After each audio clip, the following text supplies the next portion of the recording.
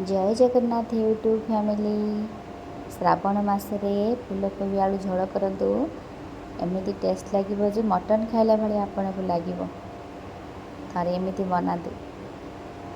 कड़े किसी सोरिष तेल नहीं जाइए धनिया जीरा अदा रसुण पियाज को भलसे पेस्ट कर नहीं सोरिष तेल भलसे गरम हो सारा पियाज दबा पियाज टिके पाची आसला से जो अदा रसुण धनिया जीरा पियाज बटा रखी थी पकईनेबी टी कषा कषी हो सारापर देखो मुझे फूलकोबी आलू भलसे हलदी धोई नहीं आपन को देखे दूसरी केमी काटिची मो मसला टिके कषिला कटा जाइथिबा फूलकोबी आलू को देदेबा ताकू भलसे टी कषा कषी कर नवा।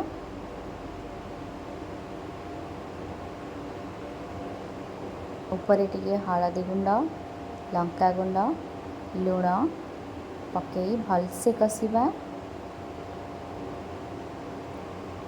भलसे कषि सारिकी ताकू आम 5 मिनिट घोड़े नवा लो फ्लेम रे ही रोसई करेंगे। हाँ ऊपर टिके धनिया गुंड भी देती आपको कहवा भूली जाइए धनिया गुंड बाटी सहित धनिया पाउडर टी भी पकई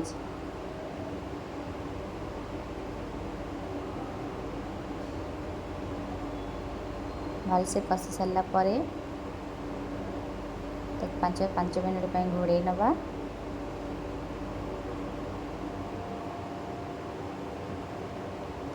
आपण को भलसे कषिबे घोड़े की जमी तेल आसीज पूरा तेल छाड़ी कड़े सेमती कषिबे देखो तापर काटिकी रखी 2टा टमाटो पकई देची टमाटो पकई पुणी 1 मिनिट कषिबा पुणी 5 मिनिट घोड़े देवा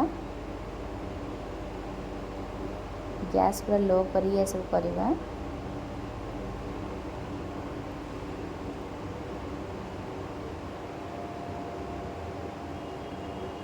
देखो केते सुंदर 80% आलू फूलकोबी आमर सीझी जापर गरम पानी ही देवे ठंडा पानी आदौ देवेनि ना टेस्ट भल लगे। ऊपर किसी कसुरी मेथी आलू पूरा भलसे सीझी जाइए पानी टिके भलसे फुटी आसले झोल टिके आमर ताकू घोड़े देवा 5 मिनिट 5 मिनिट पर देखो केते सुंदर देखा।